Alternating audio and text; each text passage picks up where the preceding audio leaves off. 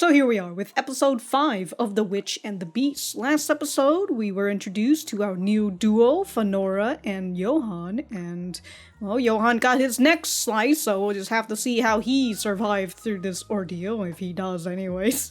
If you guys like the video, like the video. If you dislike it, dislike it. I do have my full length up on Patreon and early access on the YouTube memberships. Other than that, let us get started. And then see his loved one. Yeah, no parting lasts forever, especially if you are also dead, my guy, and then you guys get to be undead together. That reminds me, what happened to the other guy? He just left? He just parted ways? The other policeman, I mean. You know, with that butcher knife, kind of looks like they could just slice through like half of his neck.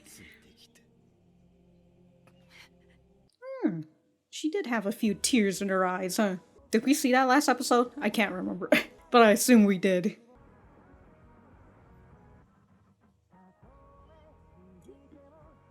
Seeing what the next part would be, right? The guy in a white mask. Oh, we got to see how she died. Jeff's fiance. Oh, another house fire? Oh no, it's the necromancer guy. Damn, dude. Burnt to a fucking crisp. Yeah, well, no need to rub salt in the wound. So he's, I was gonna say a coroner, but, I don't think that's it. My brain is not working right now. Damn, dude.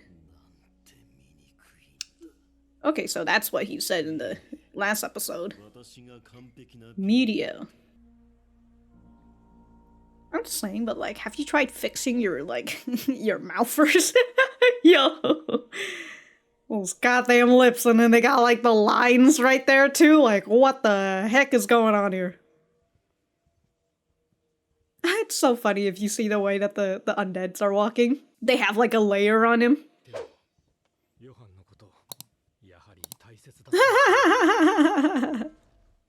Damn, that's a lot of blood, dude. You know, if you're pulling him like that after he sliced his neck, I half assumed that his head was just popped right off. Oh, we get to see his face, finally. Just beautiful redhead women. Ah!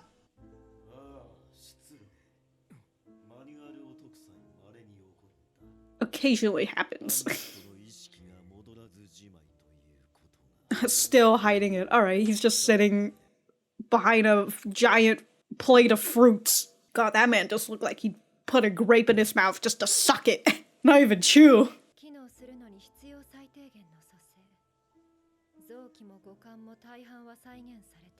Oh, still rotting on the inside.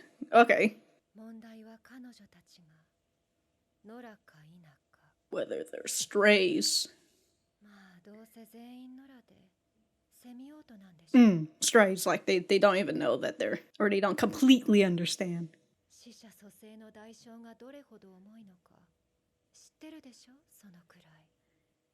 How heavy a price the dead pays.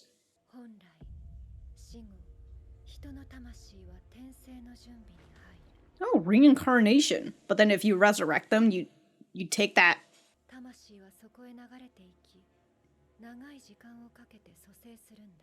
Long after they reach. Okay, that's interesting. Eventually fails. Oh, they cannot be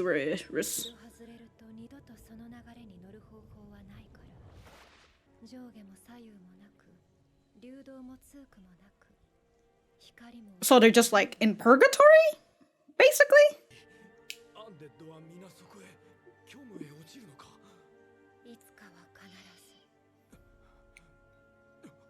Sooner or later. Oh, that means that your girl, she's not going into rebirth. She's not getting reincarnated. You deprive them of the right by forcing it onto them.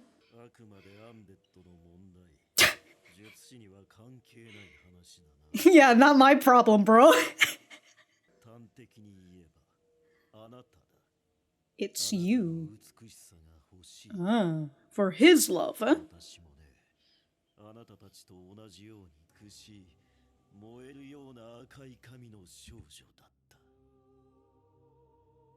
Oh my god, those lips though.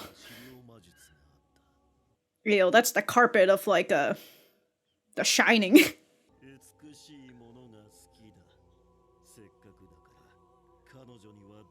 Look, I was saying, maybe instead of working on her, maybe you should work on yourself, you know?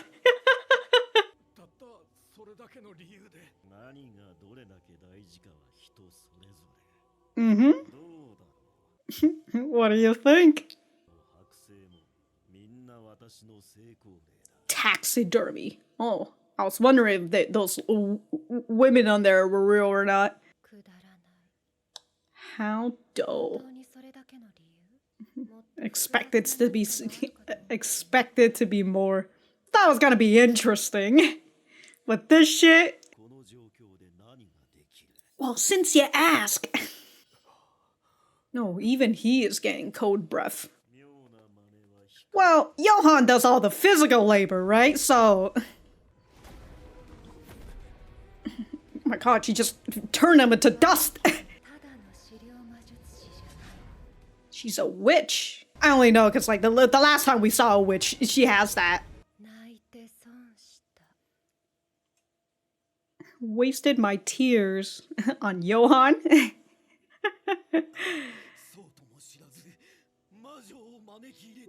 Whoops! If she's the witch, is Johan the beast? Yeah, I still got Johan.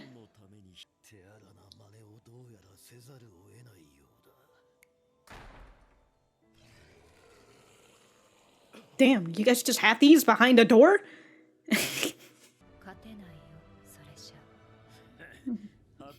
You gotta have at least better goons, huh?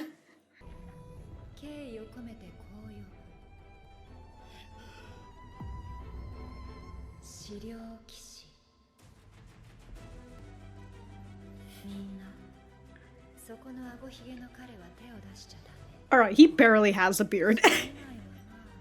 Yeah, go ham! Damn, as I was saying, low-level goons out here, dude.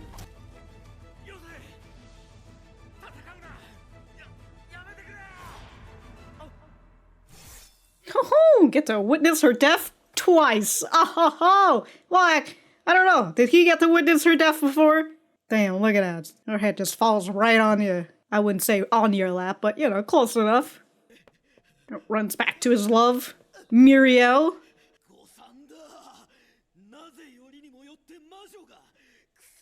the shoulders. Yeah, how dare she ruin your plan?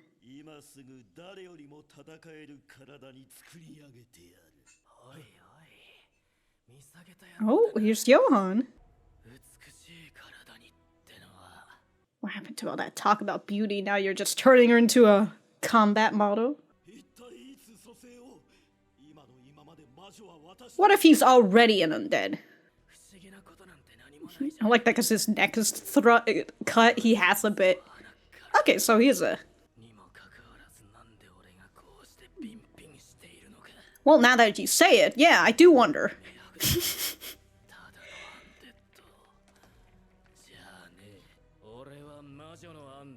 I'm a witch's undead, not just a necromancer. High-level undead out here. I'm built different. What do you mean, don't kill you? Why? But? Yeah, sure, buddy. You pissed off Phanora.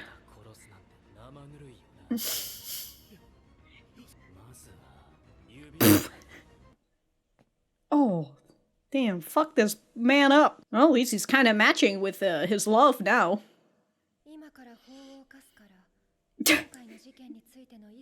About to break the law. Keep this to yourself. Wow. You don't need to sign this NDA. Oh, do you want to die? Don't you want to save her? I don't know if that gun has enough power to just blow his head up. But what do I know about guns, am I right?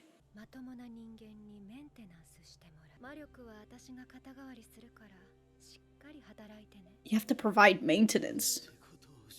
So she resurrected him still? Yeah, took your soul right out. Well, not my problem, am I right? Yeah, not my fucking problem, bro.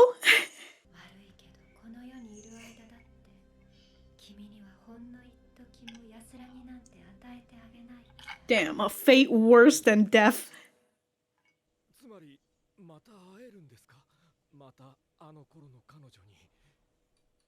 What, now that she's just gonna fall into the void anyways? I mean, yeah.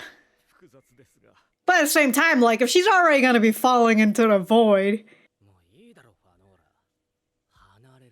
Yeah, you're a little too close, yeah. The bag? Was it after you got thrown in the... Yeah, go find it, doggo. Oh. Maybe you'll get a thank you from Jeff.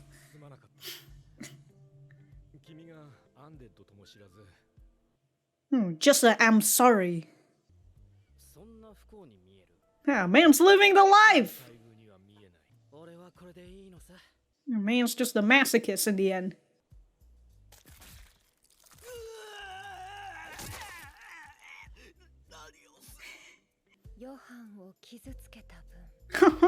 Just a little punishment.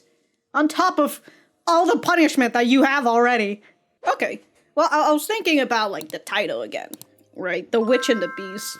And I was just like, who's the witch in the group? Because initially I thought it was just going to be the first, the one pair only. I guess it could still probably count-ish for the both of them. But, Ash Saf is just a mage. He's not a witch. So, okay, Phanora is a necromancer witch. You know, her main class is a witch. She just has a subclass as a necromancer. And Johan's a witch's undead. I would assume there would be a reason to keep Phanora's identity as a witch away from Guido, or else she's gonna be like, yo, it's a witch. Come here. I'm gonna kiss you. It's a preview. Okay. All right. Well, we're gonna go back to the center. Okay, I wanted to go through this part again. Few people wish to become undead, knowing they'll fall into the void. Even fewer would put themselves in a necromancer's service or control. But the few, I didn't get. But even knowing everything, some still offer themselves to necromancers. And so these are the people who offer themselves. With the utmost respect, I call them the Death Knights. Alright. Fucking sick, dude. Yo. So fucking sick, dude. Alright, that's cool. Okay, this part right here, where I was talking about how they have, like, the dark marks on them. That's supposed to be, like... to showcase the way that they look as undeads.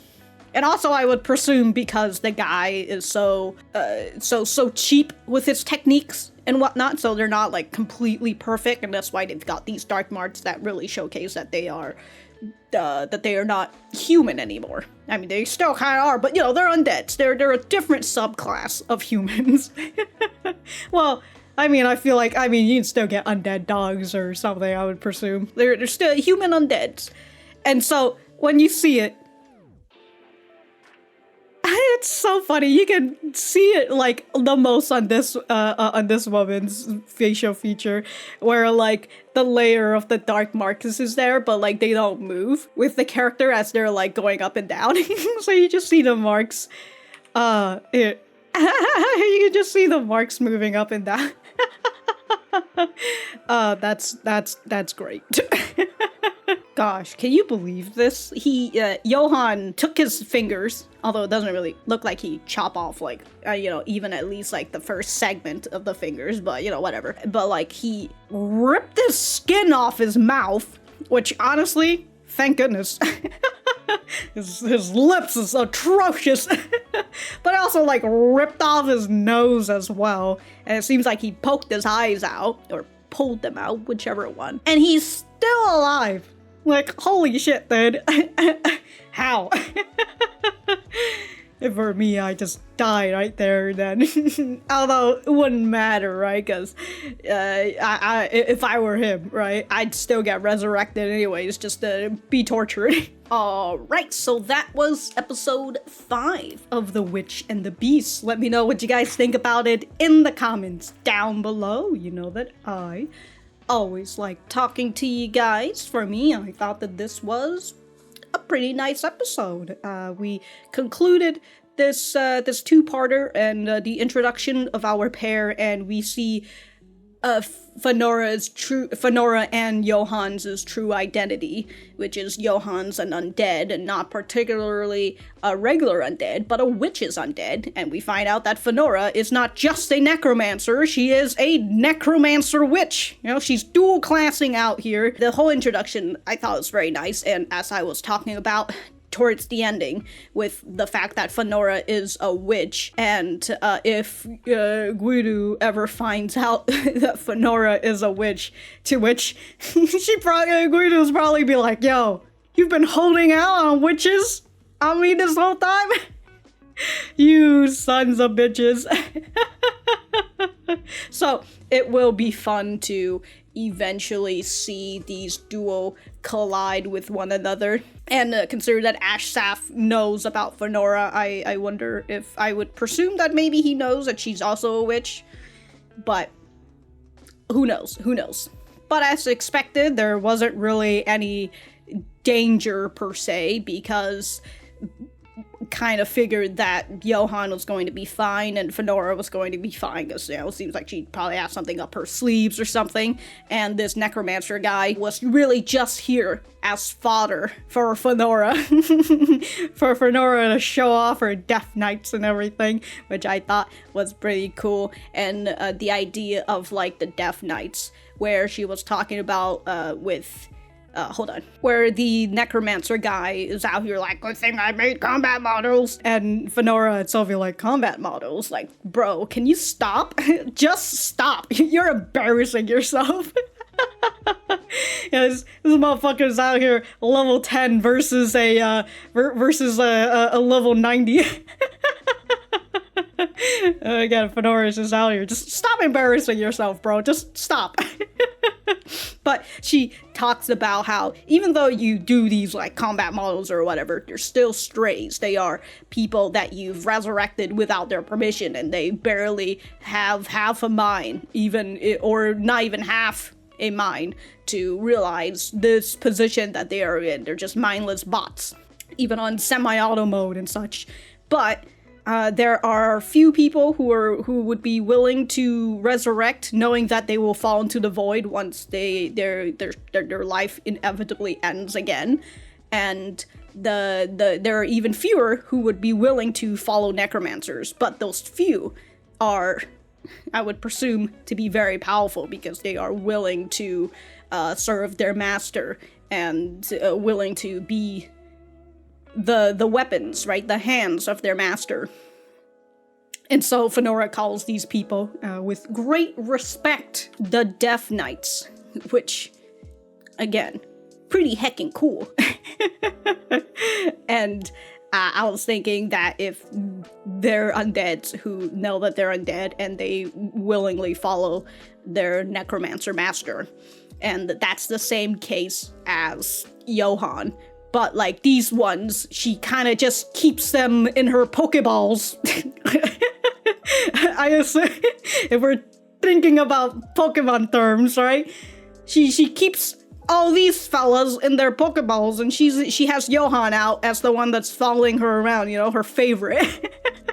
I was thinking about how some of them got, like, blue marks on them instead of, like, the other type of dark marks that we saw on the necromancer guy. This is undead strays, technically. I was wondering if, like, does that have to do anything with the quality of their resurrection? But then this guy is, like, kind of purplish. So, I don't know, maybe it's just a coloring thing, you know?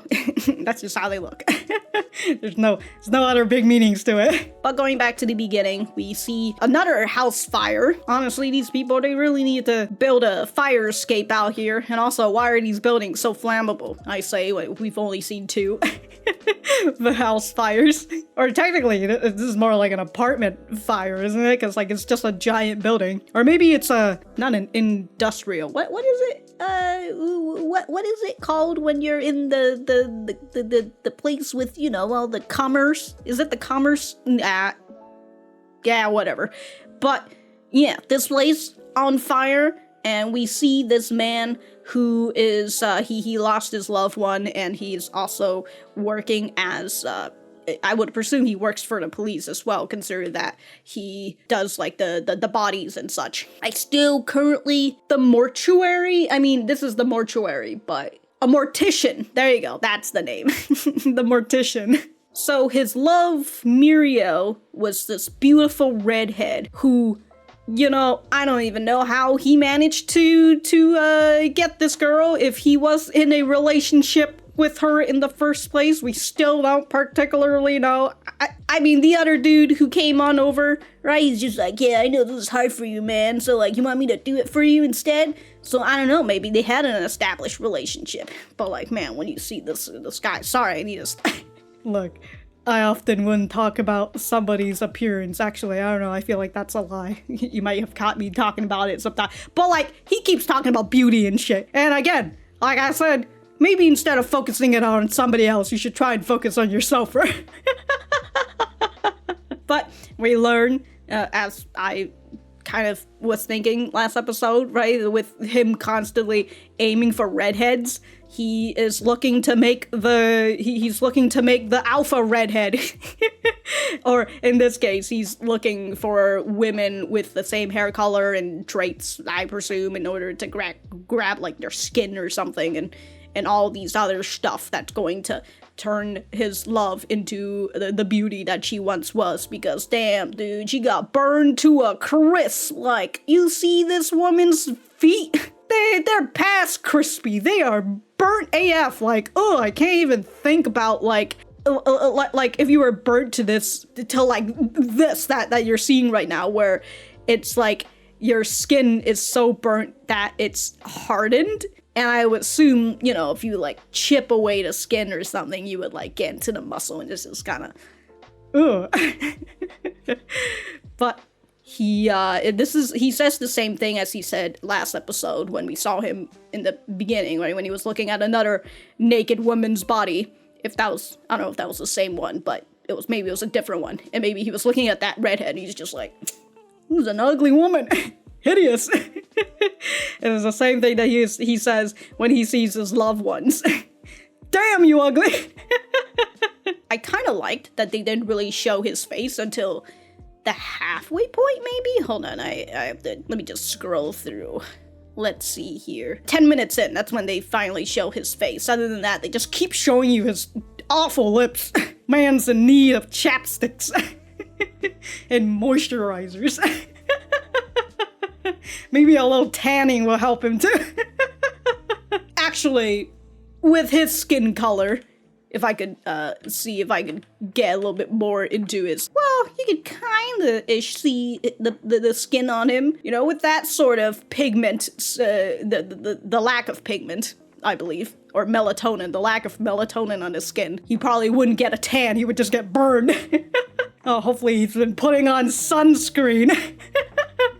Yo, I'm looking at these taxidermy that he's put, and this woman is just, I thought she was sitting, but like, I don't know, like, is she really sitting like that? They really just got half of her body. And also I just realized most of them, well, maybe all of them, are just busty redheads.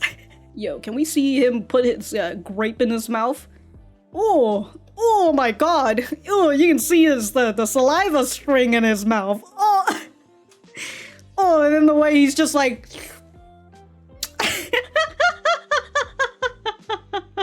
As I said, this man is not chewing that grape. He is just sucking it. Like, he probably popped it in his mouth and just sucking it. Anyways, we also had this moment with Jeff where he's just over like, you must have somebody who is working with you because there's no way you can revive all these people and have enough magical power to keep all of them up, right? You gotta be working with someone. That's what Jeff assumes because he's like, I don't know much about necromancy, but I know that it takes a lot of magic power. But then Phanora corrects him and she tells him that raising complete people and keeping them that way with regular maintenance, that's what is, that's what sucks away all your magical power. But if you just do it sloppily, right? If you're the type that just does the bare minimum and not make them look prim and proper, then you don't really need that many, that much magic power, which showcased through all these undeads that has been, that has been revived through his means. And also we see Phanora getting upset with him because, well, as we learn, the price of, the price that an undead has to pay, which, you know what, I'll start talking about, like, the whole price that undead have to pay, because I had that question in the last episode. Would you be cool with, if this whole necromancy were legal in in your city or whatnot, right? Now that Phanora has explained to us, the audience, and also Jeff, the price that an undead pays, which is they are unable to be reincarnated. It's because it seems like reincarnation is a thing here. So they can't be isekai, sorry. So, like, when they die, their soul drips and they kind of go down the spiral between life, death, or reincarnation, somewhere around there. Death and reincarnation, or a life and reincarnation, whichever one, you know, they're kind of going down that spiral. But necromancers just grab them and just yoink them out of that cycle. And unfortunately, once you get yoinked, you are unable to return to this cycle, and when your body eventually dies, you are just going to fall into the void, which I presume is purgatory, where your mind still exists, but you can't go anywhere. You're just kind of fucking stuck. So, get dunked on, you know? So, when Phanora says that, I'm already thinking, like, yeah, I don't know if I would want to get resurrected, and I especially do not want a family member to be like, yeah, I want this person, I want this person to be resurrected, this person, aka me. It still kind of goes back to the idea of, like, I think that reviving somebody, unless that person understands that this is what they want, right? If a family member does it, I just think that that's very selfish of them, especially if the other person doesn't know that they're gonna be in the void for the rest of their life. Kinda sucks. Yo, if I knew the reincarnation was a thing, and, like, if I die, I'm just gonna get reincarnated again, you know, obviously I wouldn't remember, but if I get reincarnated again, I definitely wouldn't want anybody to be tampering with my soul. Which also goes into the idea that a necromancer, a legal one who does their job well, they have to line this whole thing out for the other person. And I would presume that saying that this is the price that you have to pay in order to be revived, or in order for that person to be revived, they have to pay this price. I would assume that's what a necromancer would talk about, right? And that's why if they're strays and they didn't realize what happened to them, well, fuck, they're just gonna be falling into the void forever. See you later. And it's a big amount of oof. That's all I'm gonna say. Like, it's this price, honestly, not worth it, especially when Phanora is just over here like, yeah, you know, when their body fails, eventually, they will eventually fail. They're gonna fall into the void. So, like, would you rather wait a very long time to get reincarnated, or would you rather continue this life for just a little bit longer, but you'll never be reincarnated, resurrected ever again? Not worth it. Not worth that at all. You know what? I'm with those cities who ban necromancy. But as I mentioned, right, Phanora is mad at the necromancer that you've deprived them the right to make that crucial decision. And the necromancer's just like, well, let the undead worry about that. You know, I'm just a necromancer. I don't give a shit. And so, you know, now that Phanora is just like, all right, since you said so, you know, let the undead worry about that. I'll make you undead, bro. Now you get to worry about it. Congratulations. Hey, also, when he got revived, and actually I have to go to that scene, I have to go through that dialogue again as well. Okay, so he wakes up and Phanora says, I'll have you maintain all the undead you resurrected as complete human beings. I'll provide the magical power, so don't slack off. And then he's always like, what have you done? Oh no, what have you done? I'm going to fall into the void. Oh man, sucks to suck. But I was thinking about like an undead necromancer, you know, like what if a necromancer got himself killed and then they somehow revived themselves? Well, not really the same, but this guy was a necromancer and then he died and now he got resurrected by a witch, a necromancer witch, and she's going to supply him with the power. So, but now he has to fulfill his duty since he has been resurrected under her, right? He has to do this duty, especially if he's on like semi-auto mode, right? He can sort of function by himself, but he still has like these instructions from her. So, yo, he has to maintain all the bodies that he resurrected. He's resurrected so many bodies, bro. He has to go through all of this, and then finally when his body crumbles, he's going to fall into the void. God, a fate worse than death. Oh yeah, and with Jeff finding out that his fiance will fall into the void eventually. He goes and he actually thinks about the idea of resurrecting her, which by the way, I think is very funny that they put their head on her stomach. Just looks like she's a little pregnant, but like with an alien inside her stomach or something. But Jeff is over here thinking, well, you know, she's already gonna fall into the void anyway, so I might as well just get her resurrected, am I right? Right, he feels conflicted about it, but at the same time, knowing that he can see her again, he does feel a little happy about it. And, you know, he wasn't the one who pulled the trigger, but might as well, you know, take advantage of it and all that, especially if you're gonna get, a witch, necromancer witch, who's going to do the reviving for you. Fucking top-notch service right there. Oh yeah, and with Phanora being a witch, and she's working for the Order of Magic? Or the Order of Magical Resonance, there you go.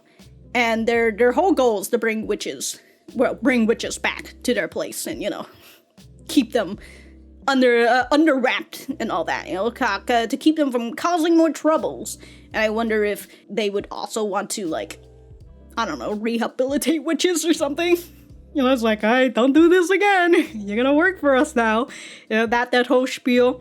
Not to say that that's Phanora. Perhaps Phanora joined because they invited her. You know, she's just chilling out here and they invited her to come in and she decided to do it. Or she joined it herself. Whichever one. You know, but I was thinking about that as well since the Order of Magical Resonance, they want to bring back witches, but they're also using witches to do other work relating to magic and all that. But also, towards the end, when she was telling Jeff, like, yo, you're gonna have to sign this NDA. We don't want you to be talking about this illegal stuff that we are doing right now. Like, it seems like the people, the common people, know about the Order of the Magical Resonance, the Order of Magical Resonance, but they don't, but like there are secrets that are kept, right? Which is understandable. Gotta keep a little bit of secrets somehow.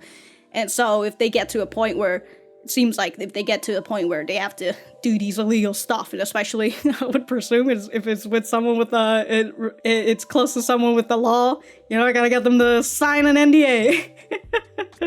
So, yeah, it makes you think a little bit more about the Order and all that, and I would presume eventually we will get to see the headquarters of the Order or something. Who knows? We'll just have to see. Oh yeah, that reminds me, there's like the Paladin Corps.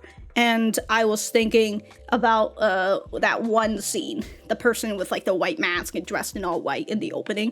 And I was wondering, initially I was thinking maybe that's like somebody from the Order, but perhaps it could also be somebody from Paladin Corps, because Paladin is often related to the color white. So that's kind of that's kind of how I relate it to. But we'll just have to see when we'll have to see if we actually do get to see somebody from the Paladin Corps or not. So that'll be interesting. Also, in this same scene as well, with Phanora saying, "I wasted my tears." I thought that was very fun because previously she said, I've just been playing along because I wanted to hear your reason. And like, your reason is just because you want to revive your loved one and like make her beautiful and all that. So because of that, you're like experimenting with all these other people and not caring about their lives? How fucking dull. How fucking boring. I wasted my tears for this shit. I find it so funny. That's what she gets upset on. I don't have a lot of tears to shed. I don't have a lot of tears to share. And you're making me shed tears for this shit? Stupid. I like that despite her corpse not having any skin or organs anymore, I presume. You know, especially if he's a mortician and all that, maybe he just kind of yoinked it all out. But like, he just puts a wig on her. just a reminder that she's a redhead, you know? I also really like that Johan dragged this chair all the way over here just so he can sit like this, in this pose. You know, his legs crossed, his hands on his lap, his crossed hands on his lap. Just like the idea of him pulling a chair down and just doing that, it's so funny. And again, they've got this, they've got the flooring that's very similar to like the hotel from The Shining, which I thought is pretty nice. Yo, I gotta say, all these candles right here, exactly why your girlfriend or whatever burned to death. Careless pyromancy. I don't know, maybe they're electric candles. I wouldn't know. But like, Jesus Christ, we got so many candles and they're like so close to these abundant of flowers. And like the frames that you've got her in is covered by flowers too. One of these days, if you're able to continue with your plan, you're gonna set this place on fire. Okay, I'm looking at these candles and like these ones right here, and especially these ones right here, they look almost like they're right beneath the flowers. They just set them on fire. Goodness gracious. Phanora sent Johan away, right? Go find my luggage, bro. And since he's walking away, she looks over at this man and just fucking punctures her fingers right into his head. Like, ouch, my goodness. And he's gonna be like, "What'd you do that for?" And she's like, "Well, this is what you get for hurting Johan." I find it very funny. You know, it's still that whole like cold but caring attitude that she has, you know. It's perhaps she's a kudere. I mean, she is pretty icy, so. Very, very fun. So again, this episode I thought was pretty nice. Showed off the pair and the you know, the duo and all that, and showcasing us that Phanora is a witch and there are witches working within the order. They're not just capturing witches, and again brings that whole idea of, do they rehab witches or do they just keep them in like a straitjacket and just be like, all right, there you go. Oh yeah, that was the first witch we saw in the first episode, right? She was in a straitjacket. I remember, if I remember correctly, anyways. But yeah, that's again, pretty fun episode. Really enjoyed it. I would presume we're gonna go back to Guido and Asaf. I would presume, you know, and maybe towards the end of the anime, if we're having another 2 or 3-parter, depends. Well, I have to figure out the episodes. Actually, we're on episode 5, right? So if we do another 2-parter, that would be that would be 6 and 7, and then another 2-parter. It would be 8 and 9. And then after that, that would, like, they could do a finale of a 3-parter, which, you know, if they want to, again, I would assume at some point, Guido, Asaf, Phanora, and Johan are going to meet with one another, and perhaps that could be part of the finale. I don't read the manga, so, you know, don't answer that. Just a little speculation on my end. But Until then, if I have anything else to say, I will write it in the description down below. Thank you guys for sticking around, and I will see you guys in the next episode.